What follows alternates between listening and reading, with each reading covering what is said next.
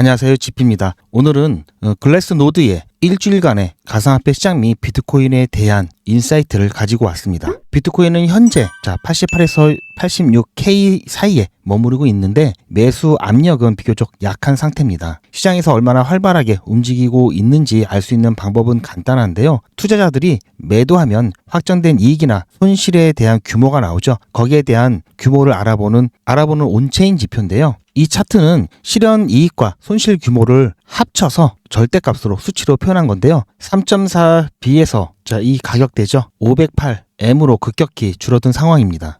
B는 빌리언 달러, M은 밀리언 달러라고 보시면 되고요. 이는 2024년 이 구간이죠. 50에서 70K 구간에서 나타났던 매집 구간과 굉장히 유사한 모습을 보이고 있는 수치인데요. 이거를 봤을 때 아무래도 이때와 비슷한 매집의 시그널이라고 판단할 수 있는 여지가 있습니다. 그 다음 온체인 지표를 확인해 보면은 장기 투자자, 롱텀 홀더, 그리고 단기 투자자, 숄텀 홀더 이 두 그룹 간의 비트코인 매도를 통한 수익 실현과 그리고 손실 실현에 대한 비교 차트인데요.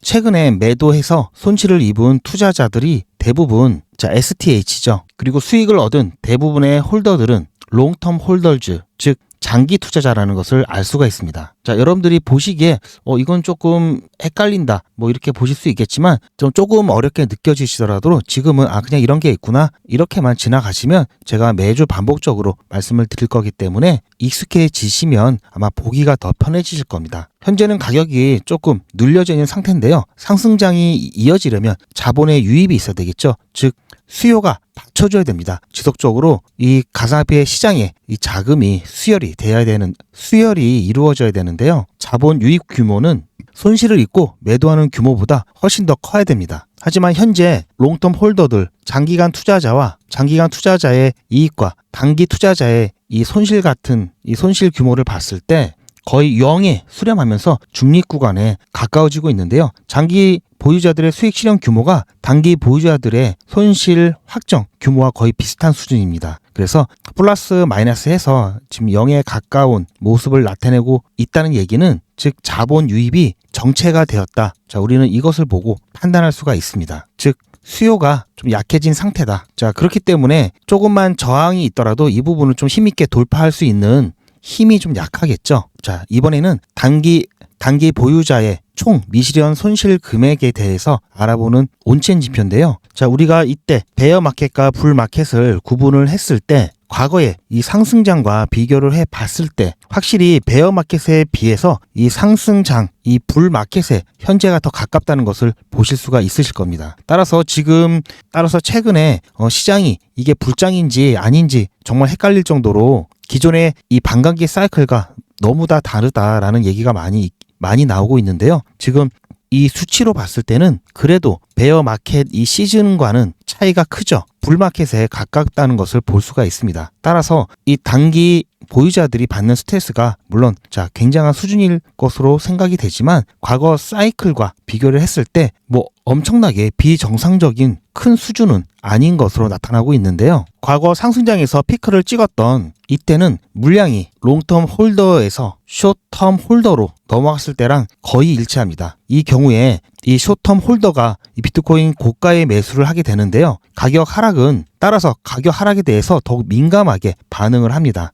그러면 조그만 충격에도 변동성이 생기는 시장이 굉장히 불안해질 수밖에 없는데요. 현재 이 숏텀 이 홀더들의 이 물량은 전체 한 40% 가량으로 2025년 초반에 한 50% 정점을 찍은 후부터 조금씩 계속해서 하락을 하고 있습니다. 상승장에서 본다면 아까 말씀드린 것처럼 이렇게 피크에 달했을 때 보시면은 거의 70% 이상, 90% 가까이 점유율을 차지하기도 했죠. 현재의 수준은 이때와 비교하면은 확실히 낮은 수치입니다. 그리고 이때는 급격하게 점유율이 올라갔었죠. 이에 비해서도 지금 사이클은 조금 횡보가 길어지면서 천천히 이 손바뀜이 일어나고 있다 이렇게 볼 수 있겠습니다. 과거 강세장에서는 장기 보유자, 롱텀 홀더즈들이 가격 상승 구간에서 대규모 매도를 통해서 상승장을 마무리를 했는데요. 하지만 이번 사이클에서는 매도와 이 축척이 교차 반복되는 구조가 나타나면서 시장이 보다 안정적인 가격 흐름을 보이고 있는데요. 이 장기 보유자들이 1차 매도를 했던 이 구간과 그리고 다시 축적을 했던 이 구간, 그리고 2차 매도를 한 후에 다시 축적을 하고 있는 현재 구간을 봤을 때는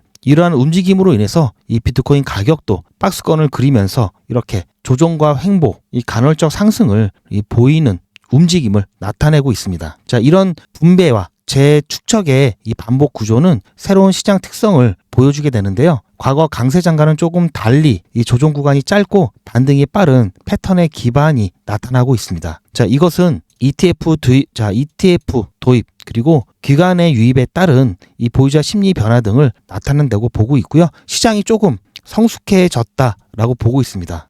그 다음 지표는 3개월에서 6개월 이 보유 코인의 이 지출 비율을 좀 살펴볼 건데요. 현재 지출 활동이 2021년 5월 하락장 이후 최저 수준에 도달을 했습니다. 자, 이 레벨을 보시면 낮은 상태에 와 있죠. 자, 이는 코호트 시장의 변동성과 미실현 손실에도 불구하고 매도를 거의 하지 않고 보유를 계속하고 있는 집단이 있음을 의미하는 거고요. 다시 말해서 이들은 단기 가격 움직임에 휘둘리지 않고 장기적인 관점에서 보유 전략을 취하고 있다, 이렇게 볼 수 있겠습니다. 이것은 시장 하방 압력의 완화에 기여를 하고 있고요. 자, 이처럼 낮은 지출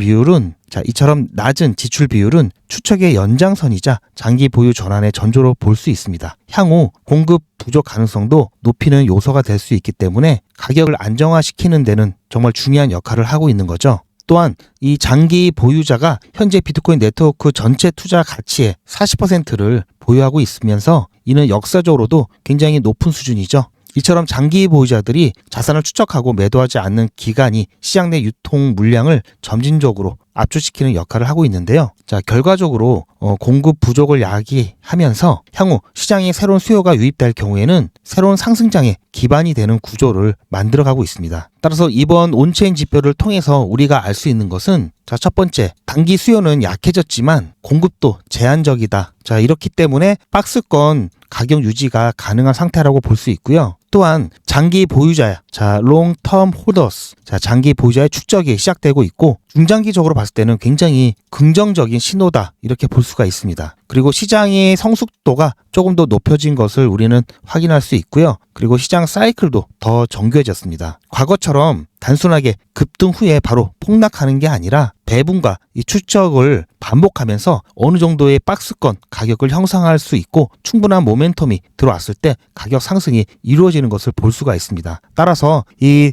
시장의 단기적 관점으로 봤을 때는 박스권에서 매도와 매수 모두 조심스러운 국면에 있고요. 거의 중립적인 위치에 있다. 그렇기 때문에 변동성은 크지 않지만 뚜렷한 상승 재료라든지 하락 재료에 의해서 시장의 변동성이 야기될 수 있고요. 중기적인 관점에서는 장기 보유자가 재추적을 진행하면서 3개월에서 6개월 이 사이만 잘 버티게 되면은 다시 한번 상승장의 이 발판이 될 것으로 보고 있습니다. 따라서 현재 이런 상황을 봤을 때 우리는 어떤 대응 전략을 가져가야 되냐면, 지금은 무리하게 단기적 관점에서 여러분들이 빠른 수익을 보시려고 시장에 들어가시는 것이 아니라 시장 상황을 보면서 조금씩 좋은 자리가 올 때마다 횡보한다고 그랬죠. 박스권 안에서 횡보한다고 그랬죠. 따라서 좋은 자리가 올 때마다 여러분들 포모에 의해서 추격 매수하지 마시고 좋은 자리가 올 때마다 조금씩 물량은 천천히 늘려나가는 그런 여유 있는 대응이 필요한 시장이라고 보고 있습니다. 자, 그러다가 아까 말씀드린 3개월에서 6개월 후에 충분한 발판을 만든 다음에 시장에 재료를 뿌리면서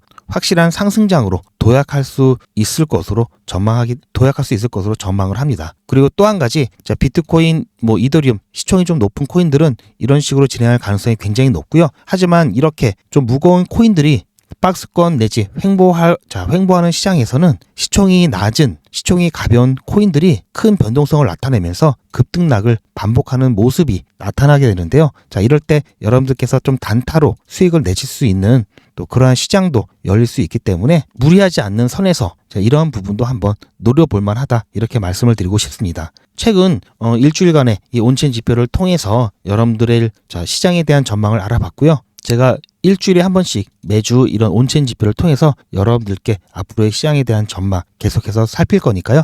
지금 온체인 지표가 좀 어렵다, 잘 이해가 안 간다, 이렇게 하시더라도 매주 보시다 보면은 여러분들도 이제 보시는 눈이 생기실 거고요. 이해가 쉬울 겁니다. 아무튼 늦은 시간까지 부족한 채 영상을 끝까지 시청해 주셔서 감사드립니다.